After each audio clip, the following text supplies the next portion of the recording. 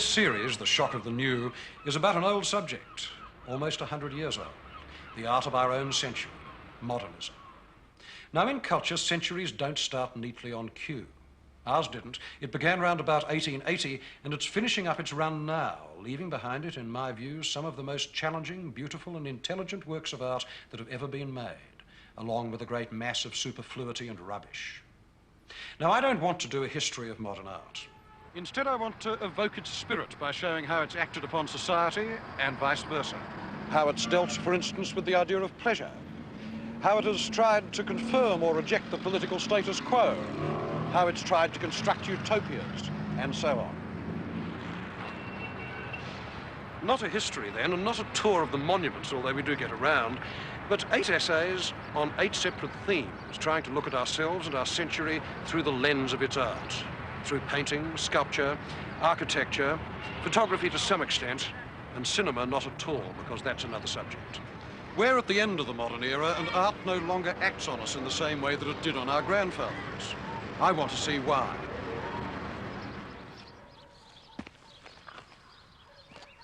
So what can one put in 8 programs? Well, quite a lot, but not everything. You may not see all your favourite modern artists because this is television and not an encyclopedia. And above all, I don't offer it as a substitute for the real experience of art, which can only take place one-on-one, face-to-face, you and the work, without me or my talking shadow. The key word of the new century was modernity. Modernity meant believing in technology and not craft, in human perfectibility, not original sin, and above all, in a ceaseless consumption of things and the images of things. If you were a Parisian alive in 1890 and you wanted to show a visitor what modernity meant, you pointed to this structure, the tallest man-made object on Earth, the Tower of Babel of the new machine age.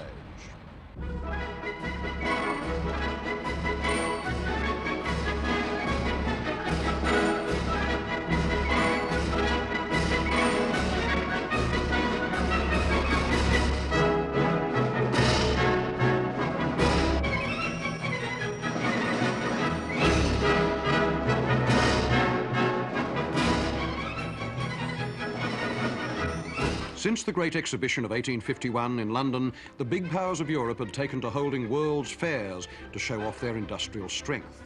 Paris scheduled one for 1889, the 100th anniversary of the French Revolution.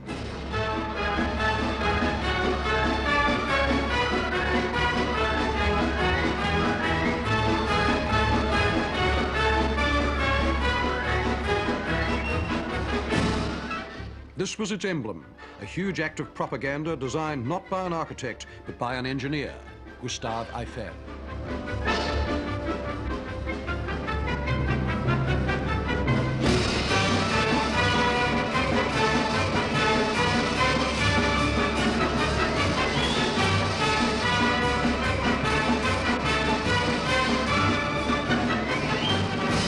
The tower was the static totem of the cult of dynamism, a colossus planted with spread legs in the middle of Paris.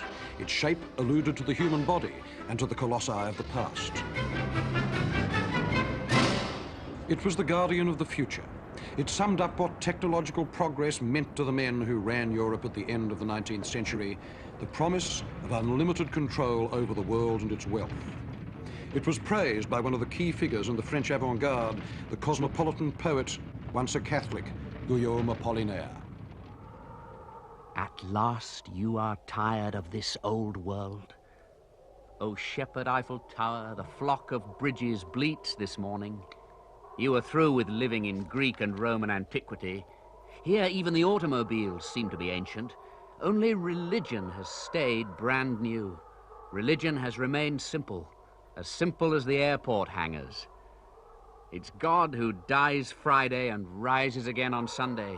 It's Christ who climbs into the sky better than any aviator. He holds the world's altitude record. Pupil Christ of the eye, 20th pupil of the centuries. He knows what he's about. And the century, become a bird, climbs skyward like Jesus.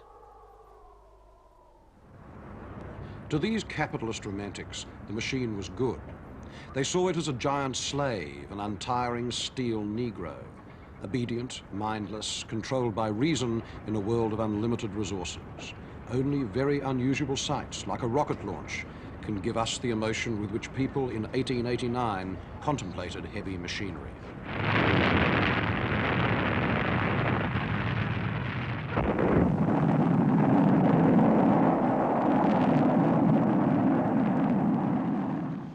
The machine also meant the conquest of horizontal space. The railroad stations were the true cathedrals of the late 19th century.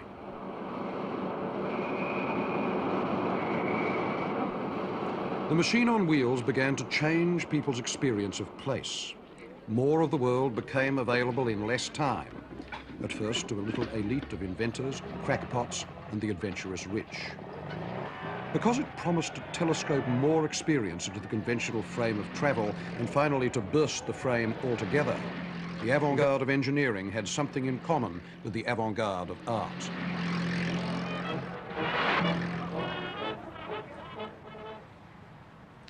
The most visible sign of the future was the automobile, and this is the first public sculpture ever set up in its praise. It commemorates the great road race of 1895 from Paris to Bordeaux and back, which was won by an engineer named Émile Levasseur in the car that he designed and built himself, the Ponhar Levasseur 5. It could do about the same speed as a jumping frog, but not very much more. Nevertheless, Levasseur's victory was of tremendous social consequence because it persuaded Europeans, both manufacturers and public alike, that the future of road transport lay with the internal combustion engine and not, as many had thought before, with either electricity or steam. In all justice, there ought to be a replica of this thing set up in every oil port from the Persian Gulf to Houston. But if it looks somewhat ludicrous to us as sculpture today, that's because of difficulties between sculpture and the new convention of the machine. A stone car. The idea seems surrealist to a modern eye. It's simply incongruous. Stone is immobile, mineral, brittle, cold. Cars are fast, metallic, elastic, warm. A human body is warm too, but we don't think of statues as stone men because we're used to the conventions of representing flesh with stone. There were no such conventions for depicting machinery. It was too new.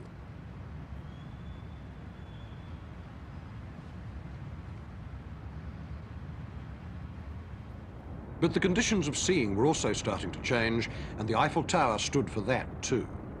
What counted was not so much the view of the tower from the ground. It was seeing the ground from the tower. Nobody except a few men in balloons had ever seen this before. There were individual pilots who saw the sight from their planes, but it was the Eiffel Tower that gave a mass audience a chance to see what you and I take for granted every time we fly. The Earth on which we live seen flat as pattern from above. The Eiffel Tower was therefore a pivot in human consciousness, and that view of the city seen by those hundreds of thousands of visitors was as significant in 1889 as the sight of the Earth from the moon would be 80 years later. Through the medium of technology, culture was reinventing itself everywhere. In 1877, Thomas Alva Edison came up with the most radical extension of cultural memory since the printed book. He invented sound recording, the first human utterance ever retrieved. I designed my original tin-foil phonograph in cylinder form and gave it to my faithful John Crucy to make. He made fun of it. I was almost as surprised as he was when the first model introduced Mary Had a Little Lamb, which I shouted into it. The fleece was white as snow, and everywhere that Mary went, the lamb was sure to go. In 1879, Edison invented the incandescent filament bulb. The fairy electricity was now let loose upon the world, thus amazing people who had up to now depended upon gas and whale oil to see at night.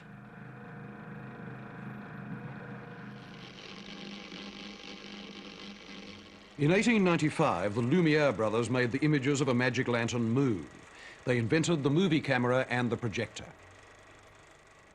In 1898, Marie Curie discovered radium. In 1901, Guglielmo Marconi sent the first transatlantic radio message along the Virgin airwaves from Cornwall to the east coast of America.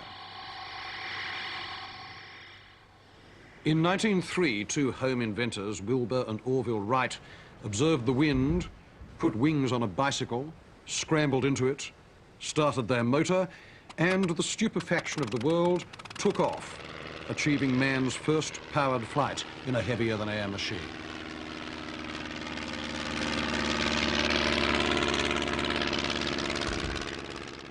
In 1905, an obscure physicist named Albert Einstein developed the special theory of relativity, the basis of the largest change in man's view of the universe since Isaac Newton.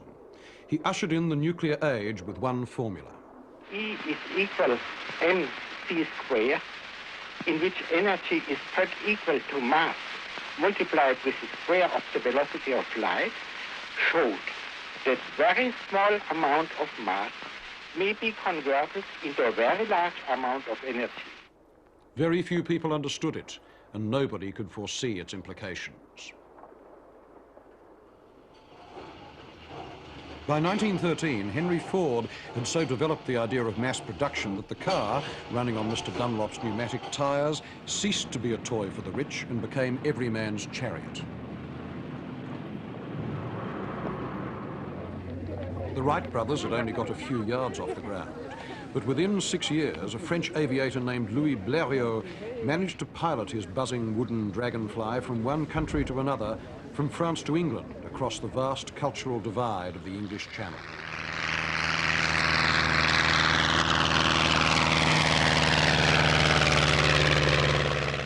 In 1913, the French writer Charles Péguy remarked, "The world has changed less since the time of Jesus Christ than it has in the last 30 years. He was right, and it was a widespread feeling. For the essence of the early modernist experience was not the specific inventions. Most people weren't affected by a prototype in a lab or an equation on a blackboard. Not yet. No, the important thing was the sense of an accelerated rate of change in all areas of human discourse. It provided the feeling of an approaching millennium, a new order of things, as the 19th century clicked over into the 20th, the end of one kind of history and the start of another. Soon after Blériot flew the Channel, his little monoplane was carried in public procession through the streets of Paris and installed in a church, for all the world like the relic of an archangel. And such was the early apotheosis of the machine. But to have a cult does not mean that the images automatically follow. The changes in man's view of himself and the world between 1880 and 1914 were so far-reaching that they produced as many problems for artists as they did stimuli. For instance, how could you make paintings that would reflect the immense shifts in consciousness that this changed technological landscape implied? How could you produce a parallel dynamism to the machine age without falling into the elementary trap of just becoming a machine illustrator? And above all, how, by shoving around on a canvas sticky stuff like paint on a static surface, could you produce a convincing record of process and transformation? Now, the first artists to come up with a sketch for an answer to this were the Cubists. Since the Renaissance, almost all painting had obeyed a convention. It was that of one-point perspective. Perspective was a geometrical means for producing an illusion of reality, for showing things in space in their right sizes and positions. Nevertheless, it was an abstraction. It was a view seen by a motionless, one-eyed person, clearly detached from what he sees. Perspective gathers the visual facts, and it stabilizes them. It makes a god of the spectator, who becomes the person on whom the whole world converges, the unmoved onlooker. Cubism argued that reality includes the painter's efforts to perceive it. Both the viewer and the view are part of the same field. The first artist to explore this idea, and finally to base his work on it, was Paul Cézanne. The question of why the paintings that Cézanne made in his old age were to have such a vast effect upon the history of art can't be answered in terms of style. What they proposed was more radical than style. It was a fundamental argument about the way that we actually see. He wants to show the process of seeing, not just the results.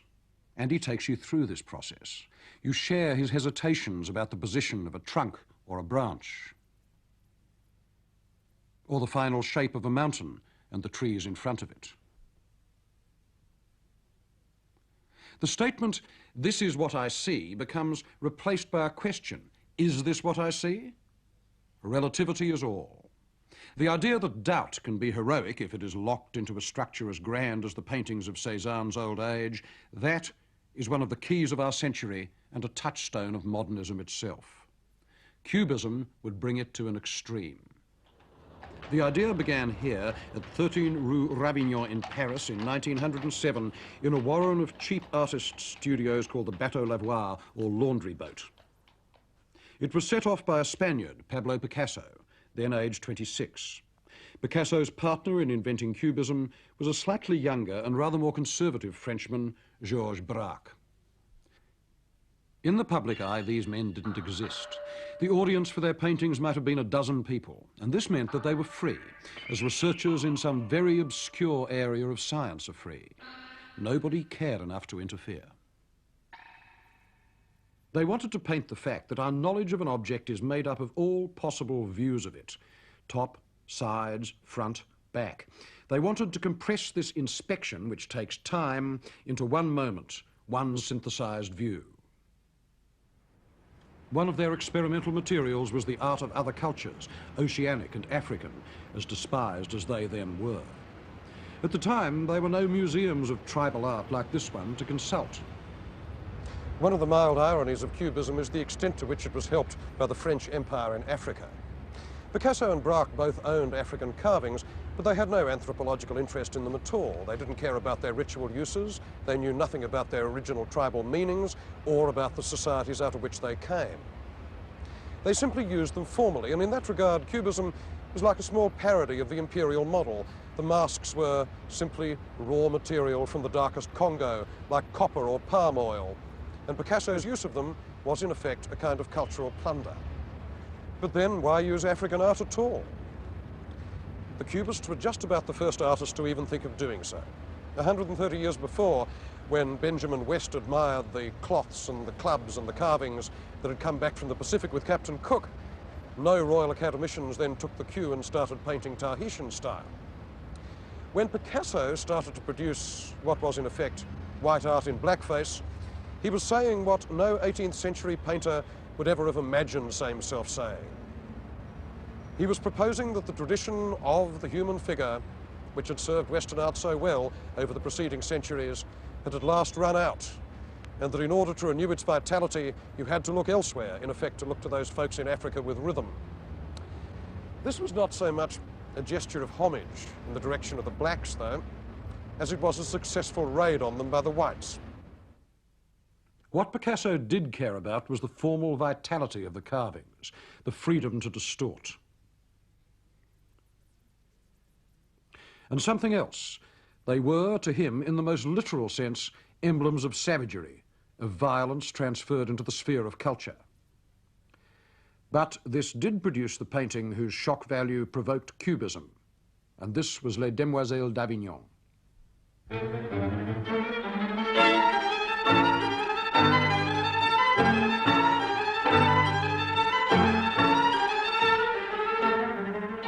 No painting ever looked more convulsive, and none signalled a faster change in the history of art. And yet it was anchored in the tradition of the nude. Picasso began it the year Cézanne died, and its nearest ancestor was Cézanne's bathers. It also descends from Picasso's Spanish heritage. Those unstable, twisting bodies are like El Greco, and so is the angular, harshly lit space.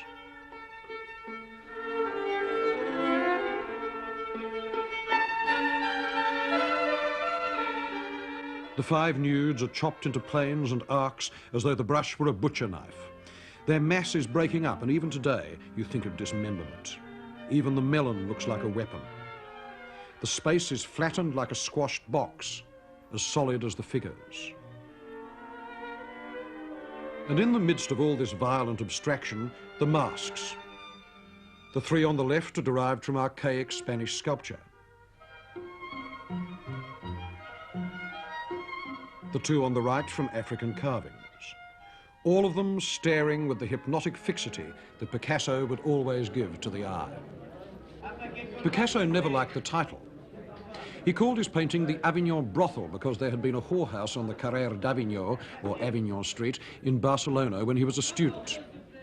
His original idea was to paint an allegory of venereal disease called The Wages of Sin, a man carousing in a brothel and another man coming in at the left with what was going to be a skull, that very Spanish reminder of mortality.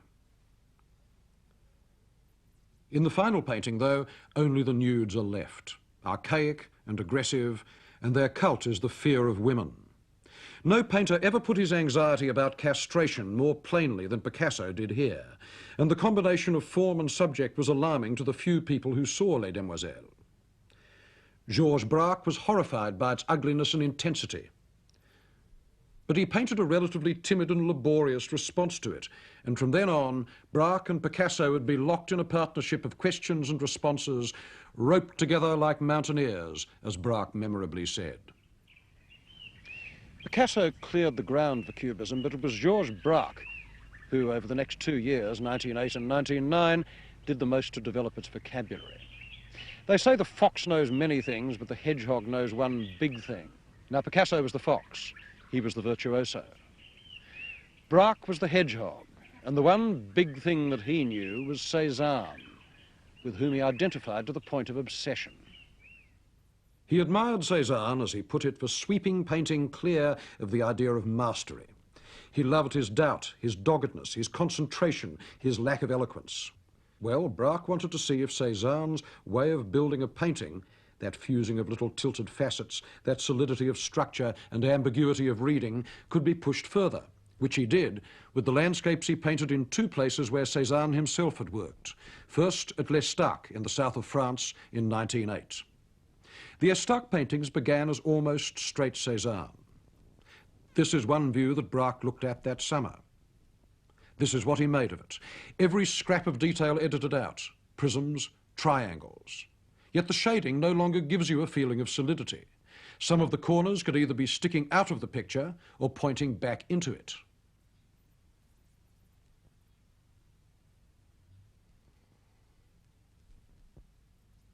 In the summer of 1909, Braque went painting closer to Paris, in a village in the Seine Valley called La Roche-Guyon. The valley's lined with chalk cliffs, and there's a castle built into them. It belongs to the La Rochefoucauld family, and Braque made it his motif, that jumble of plains and gables and spires stacked up against the cliff. Moreover, on the top there's a 13th century Norman tower. And it was in ruins when Braque saw it, as it is today, but it gave him another part of his motif, a big, strong cylinder on top. So there was this, from his point of view, nice rhyme between the actual forms of the landscape and the shapes that he wanted to put in a painting, between those plains ascending the cliff, going in and out, pressed forward by the cliff itself, which blocked off the perspective. This was what he painted.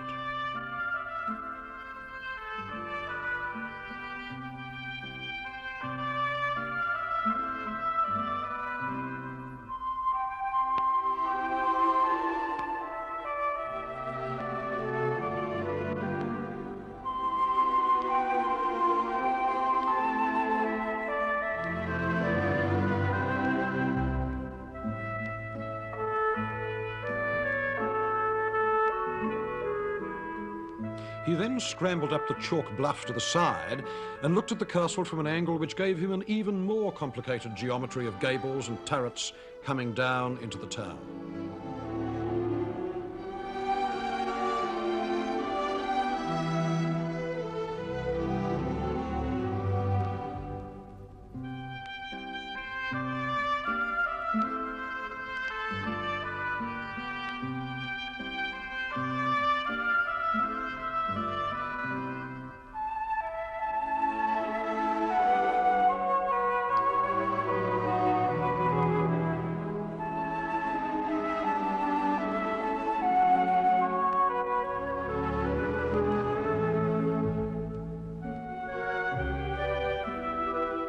So would Braque have invented Cubism on his own?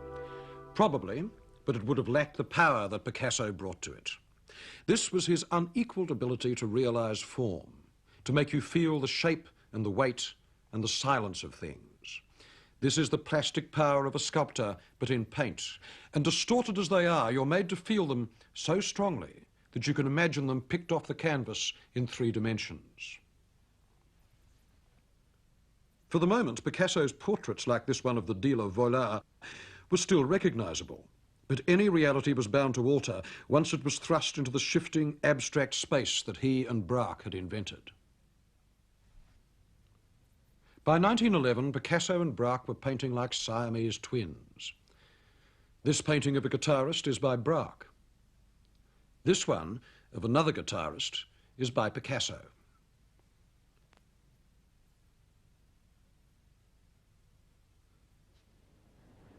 Their paintings of this period are virtually indistinguishable, except for fine differences of handwriting. Without the labels on the gallery wall, you could hardly guess which painting is by which of the 2 painters. All this break-up and shuffling. Nobody had ever painted more baffling images. Nothing is constant. Every shape is a report on multiple meanings. It's an attempt to set out the world as a field of shifting relationships that include the onlooker. They were trying to paint process. Braque and Picasso were not mathematicians, and certainly they weren't philosophers, but their art was part of the same great tide of modernist thought that included Einstein and the philosopher Alfred Whitehead.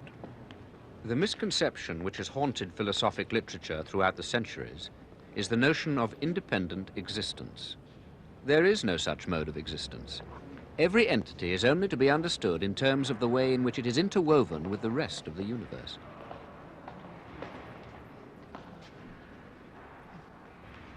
As Gertrude Stein remembered it, the Cubist game of hide and seek with reality fed back into the world in odd ways. The first year of the war, Picasso and myself were walking down the Boulevard Raspail. All of a sudden, down the street came some big cannon. The first any of us had seen painted, that is, camouflaged. Pablo stopped. He was spellbound. "C'est nous qui avons fait ça," he said. "It is we that have created that." And he was right. He had. Camouflage was Cubism at war. And ever since, the Cubists' delight in ambiguity, what is seen and not seen, has had its ominously practical uses.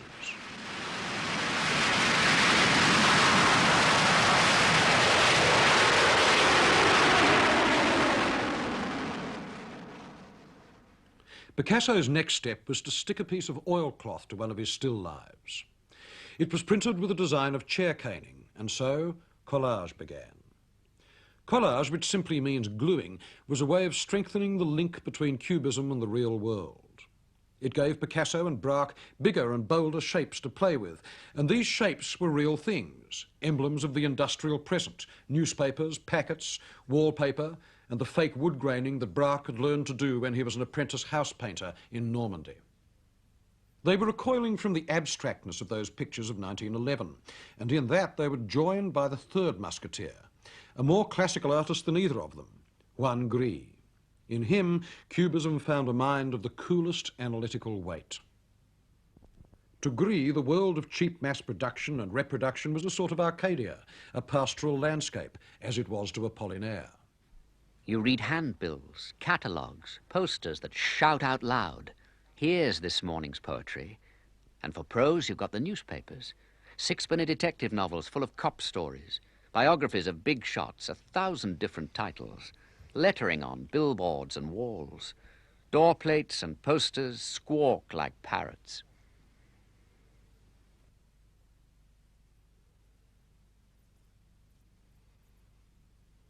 Cubist Paris is receding now, but it's still there, the glass and iron city of small arcades, the marble city of cafe tables, the place of zinc bars, dominoes, dirty chessboards, crumpled newspaper, the brown city of old paint and pipes and panelling, history to us now, but once the landscape of the modernist dream.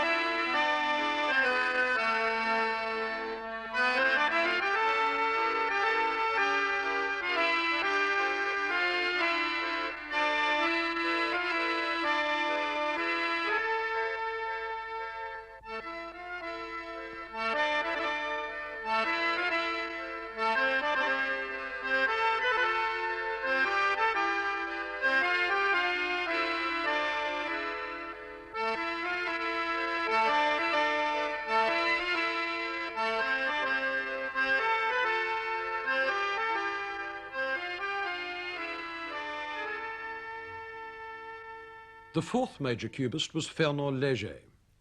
He wanted to make a public style of Cubism, a popular art, images of the machine age for the man in the street. He was the son of a Normandy farmer, an instinctive socialist who became a practicing one in the trenches of World War I. I found myself on a level with the whole of the French people. My new companions in the engineer corps were miners, navvies, workers in metal and wood. Among these, I discovered the French people. At the same time, I was dazzled by the breech of a 75mm gun which was standing uncovered in the sunlight. The magic of light on white metal. Metal or flesh, it made no difference. Léger painted the body as though it were made of interchangeable parts like machinery. The soldiers' insignia on these card-playing robots might as well be factory brands.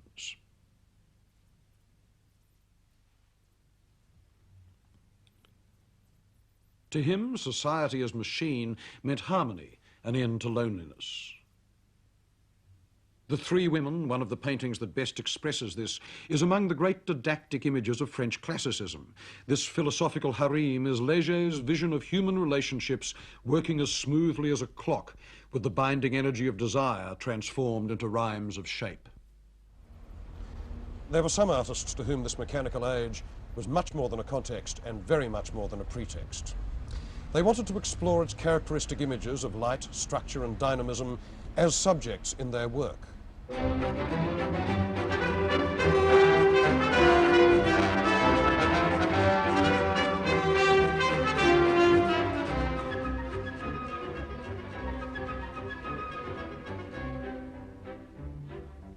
Robert Delaunay was crazy about the Eiffel Tower.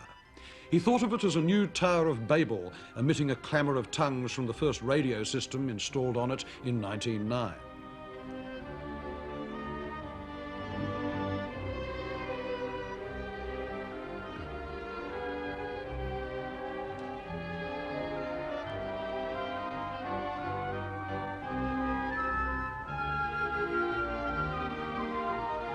He must have painted it 30 times, the first time for his Russian wife and fellow painter, Sonia. Light seen through structure. It became a theme, his fundamental image of modernity, that great grid rising over Paris with the sky reeling through it.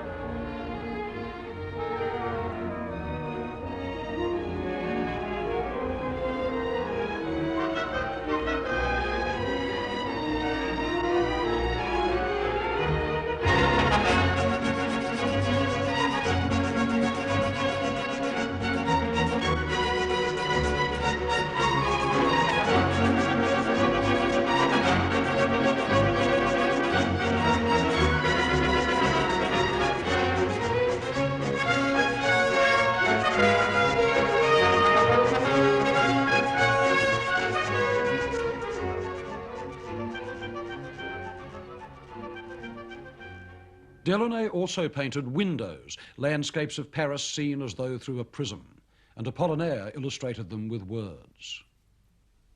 Raise the blind and see how the window opens. If hands could weave light, this was done by spiders. Beauty, pallor, unfathomable indigos, from the red to the green, all the yellow dyes. Paris, Vancouver, Hyères, Maintenon, New York, and the West Indies. The window opens like an orange, the beautiful fruit of light.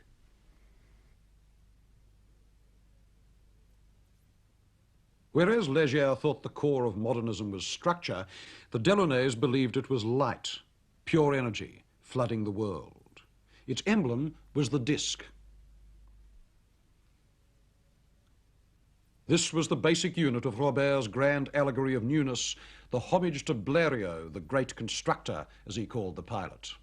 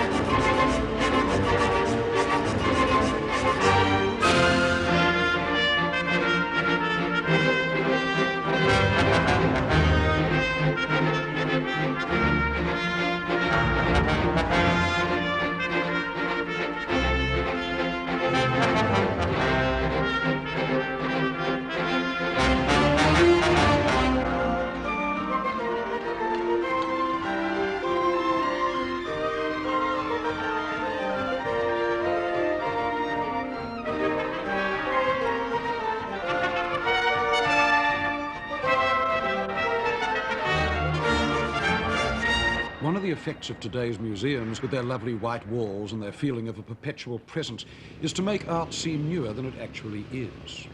You have to pinch yourself to remember that when the paint was fresh on those Cubist Picassos and Delaunays, people wore hobble skirts and they rode around in machines like this one, sitting up front of the driver. And that feeling of disjuncture, the sense of the oldness of modern art, becomes acute when you reflect upon the only art movement that came out of Italy in the 20th century. Futurism was the invention of Filippo Tommaso Marinetti, part lyrical genius, part organ grinder, and part fascist demagogue, and by his own account, the most modern man in his own country. When right-minded people between the wars thought of modern artists as subversive buffoons, their image was formed by Marinetti. He was a genius at publicity, and he used every trick to get it for himself and for the futurist painters. Posters, leaflets, demos, meetings. He even invented the happening, montage in real time, with poems and declamations, paintings and music, all on stage at once. He took his roadshow everywhere, even to Russia. Erster Akt.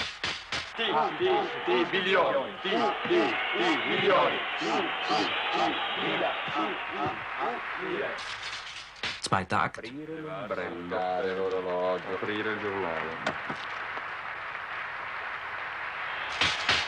Dritter Akt.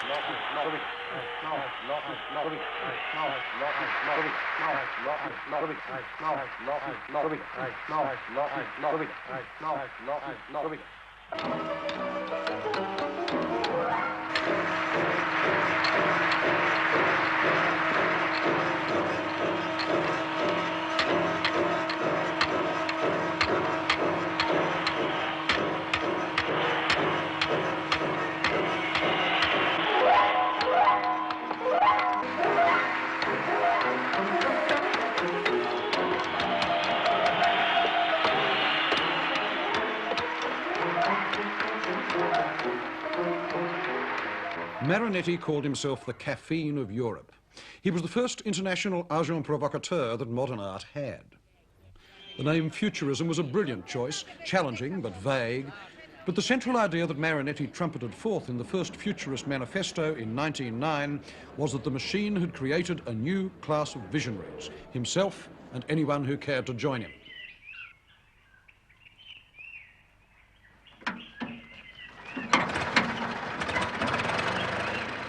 For Marinetti and his group, all the old ideas about art and artists were about to be blown off the cultural map.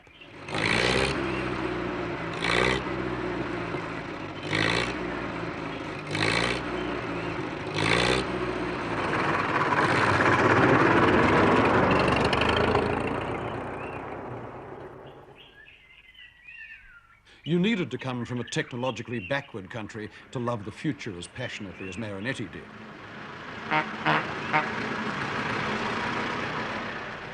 Machinery was power. It was freedom from historical restraint. Manifesto of Futurism. 1. We intend to sing the love of danger, the habit of energy and fearlessness. We affirm that the world's magnificence has been enriched by a new beauty, the beauty of speed. A racing car whose hood is adorned with great pipes like serpents of explosive breath. A roaring car that seems to run on shrapnel is more beautiful than the victory of Samothrace.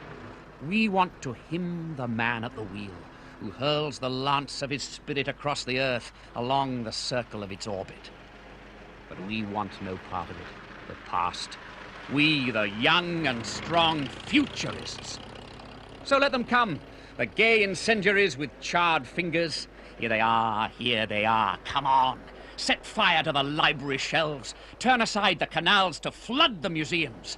Oh, the joy of seeing the glorious old canvases bobbing adrift on those waters, discolored and shredded. Take up your pickaxes, your axes and hammers, and wreck the venerable cities pitilessly.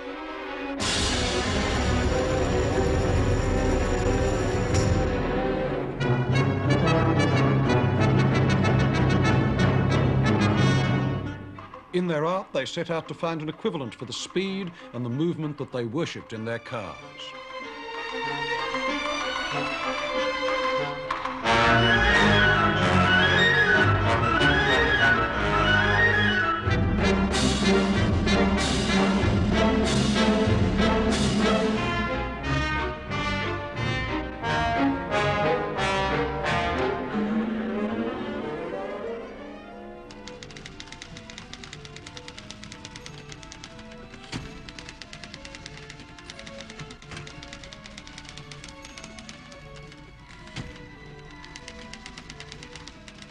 They kept issuing manifestos, operatic love letters to industry and hymns to the beauty of its products.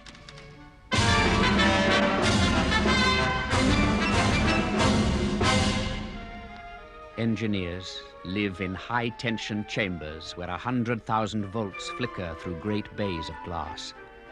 They sit at control panels with meters, switches, rheostats and commutators to right and left, and everywhere the rich gleam of polished levers. These men enjoy, in short, a life of power between walls of iron and crystal. Nothing is more beautiful than a great humming power station, holding back the hydraulic pressures of a whole mountain range and the electric power for a whole landscape, synthesized in control panels bristling with levers and gleaming commutators.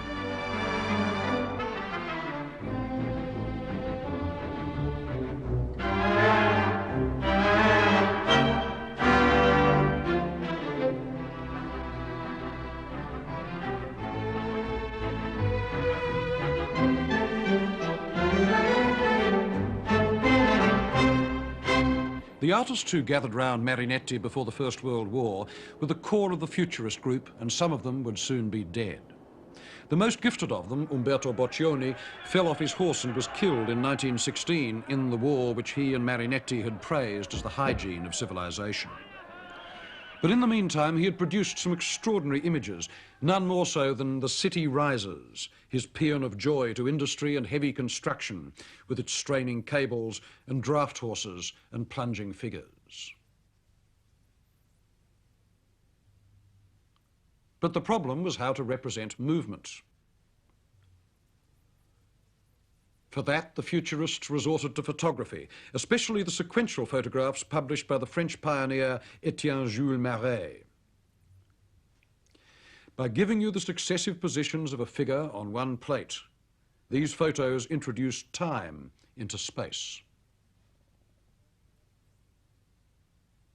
The body left its own memory in the air. 400 years before, Leonardo had bought birds in the Florentine market and let them go to study the beat of their wings for a few seconds. Now the cameras of Marais and Edward Muybridge could describe this world of unseen movement. Some of Giacomo Balla's paintings were almost transcriptions of their photographs. This one, for instance, is entitled Swifts, Paths of Movement and Dynamic Sequences.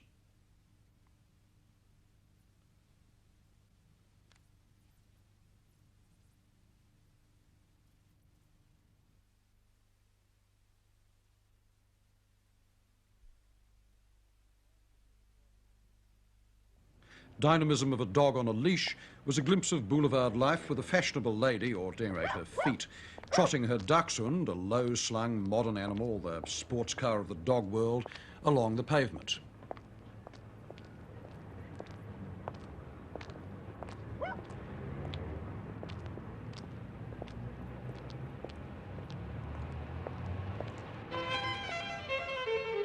Watching a virtuoso's rapid fingers gave Ballard the clue for rhythms of a violinist.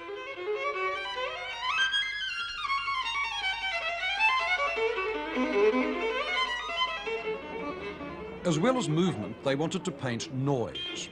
This painting of Boccioni's is called The Noise of the Street Penetrates the House.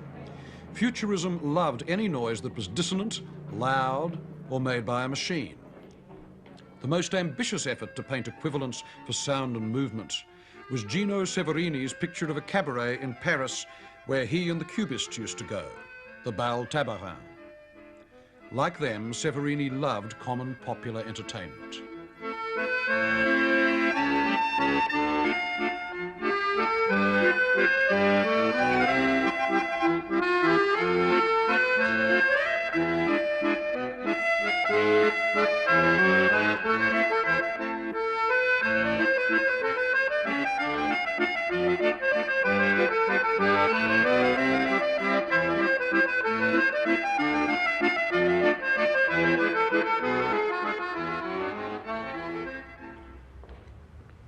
But not every artist had that kind of straightforward optimism about the machine.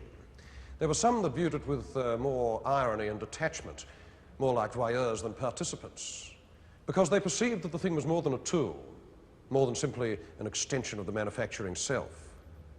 Having been made by man, it had become a perverse but substantially accurate self-portrait. Such was the implication of Francis Picabio's work and of Marcel Duchamp's. The machine, as Picabio put it in one of his titles, is the daughter born without a mother, a modern counterpart to the virgin birth in which Christ, the Son, was born without a father. Machinery parodied both sex and religion. It contained limitless possibilities for giving offence, which Picabio was born to do. Picabio was one of those men, almost a modernist invention in themselves, who was locked in a struggle with the very idea of art. He wanted to laugh the notion of painting to death. He had a very strong sense of myth, and he couldn't find another outlet for it. The myth was that of the machine as man's counterpart. It obsessed Picabio. It was his main amusement. He married rich and he bought one fast car after another, as though he were trying to turn himself into a mechanical centaur. It was also the theme of his art, the body as machine. In 1914, he painted an enormous image of a sexual encounter with a dancer called I See Again in Memory My Dear Udny. The 19th century novelist Joris Huysman foresaw it in a way when he wrote, Look at the machine, the play of pistons and the cylinders. They are steel Romeos inside cast-iron Juliets. The ways of human expression are in no way different to the back and forth of our machines. This is a law to which one must pay homage, unless one is either impotent or a saint. Picabio was neither. He had a flair for the old in-out, mechanical sex, mechanical self. No wonder Picabio's machine portraits still look so very sardonic. The machine is amoral. Its movements are programmed. It can only act, and nobody wants to be compared to a mechanical slave. Marcel Duchamp would push the machine metaphor even further. Before giving up art for chess, Duchamp had played with every existing art movement and predicted a number of those to come. Well, when you are 15 and paint like the Impressionists, you're experimenting with yourself, so to speak. You don't know what you're going to do. You don't know even that you are going to do anything else. It took me 10 years or a little more to change the style, or at least to say, well, there's nothing more in the Impressionism to find, and I tried to find something else. I first went through Fauvism, I went through Cubism, and then only in 1912 or 13 that I found more or less what I wanted to do, which would not be influenced by movements that I'd been through, you see. The nude descending a staircase is one of the half-dozen most famous paintings of our century. It's a transcription of movement based, again, on Maret's photographs. As Cubism, it's quite academic.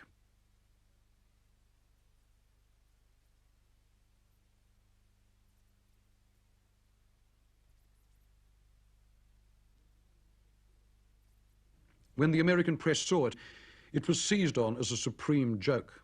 But the Cubists themselves, back in Paris, were not amused. When I came with my new descending the staircase, they didn't see that it applied to their theory. It was not an illustration of their theory. And in fact, it had more than Cubism had, that is the idea of movement, which the Futurists had at the same time. So they thought it was too much, neither one, nor Futurist nor Cubism, and they condemned it. But it did open up the way to Duchamp's most influential work, the large glass, which he left unfinished after 8 years. Like the nude, the glass treated the body as a mechanical object. Why on glass? Duchamp explained. Because mainly the transparency of the glass. I had always noticed that the trouble with an oil painting and easel painting is you never know how to do the background. You make a portrait or you make some scene or some still life, and then comes the background. What are you going to do in the background? You put something in the background and it's always false, or at least very seldom justified. It's just a filling up canvas. With the glass, you don't have to do that. The glass is transparent, and you put anything behind you wish, and you change it every day if you wish as well. And that was for me an element of novelty to convince me I could go on with it. There's also some kind of literary part to it. It was intended to have every item on the glass, every little design on the glass, explained with with words. It was nothing spontaneous about it, which of course is a great objection on the part of aestheticians. They want the subconscious to speak by itself. I don't care. And it was the opposite in that way. So at the end of 8 years, even not finished, I decided to stop. So what is this thing? Well, it's a machine, but we'd be better off calling it a project for an unfinished contraption that could never be built because its use was never clear, because in turn it parodies the language and the forms of science without the slightest regard for scientific probability or cause or effect. Supposing that an engineer were to use this thing as a blueprint, he'd be in deep trouble, because the large glass is never explicit, and looked at from the point of view of technical systems, it's simply absurd. The notes that Duchamp left to go with it are the most scrambled instruction manual that you can imagine, but they're deliberately scrambled.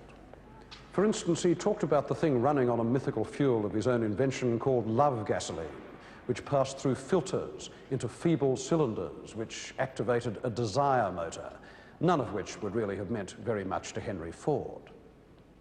But this is a meta machine that takes us away from the real world of machinery into that of allegory, with the naked bride up there perpetually disrobing herself in the top half, and down below the poor little bachelors in their empty jackets endlessly grinding away, signaling their frustration to the girl above them. In fact, this thing is an allegory of profane love, which Marcel Duchamp would have us believe is the only sort that is left in the 20th century. Its real text was written by Sigmund Freud in The Interpretation of Dreams, published in 1900. The imposing mechanism of the male sexual apparatus, said Freud, lends itself to symbolization by every sort of indescribably complicated machinery. But the male mechanism of the large glass is not imposing at all. The bachelors are just uniforms, like marionettes.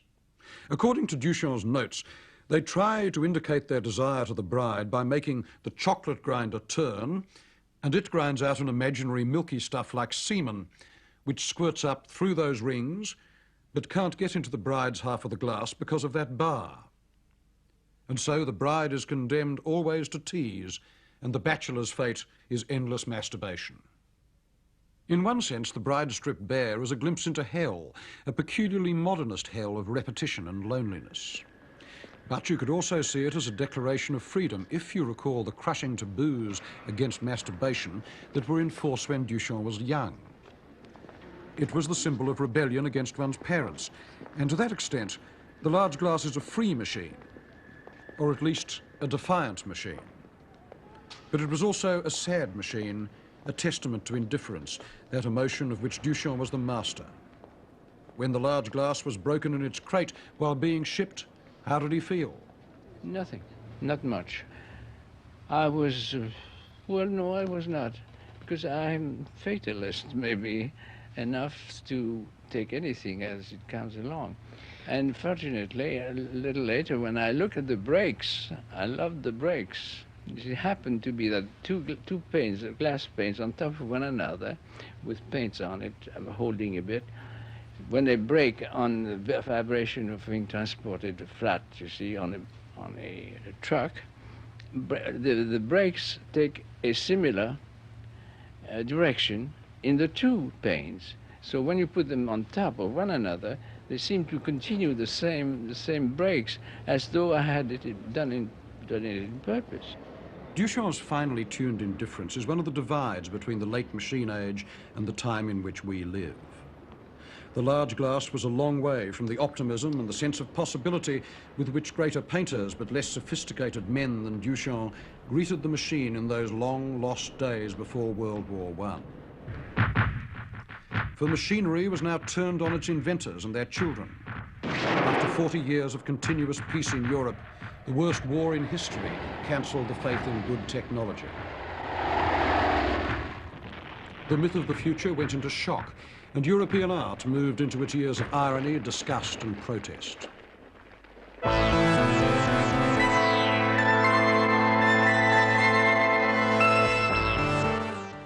Coming to the end of a century of fatherhood next this evening, with a look at the new father in just a few moments. Stay with us.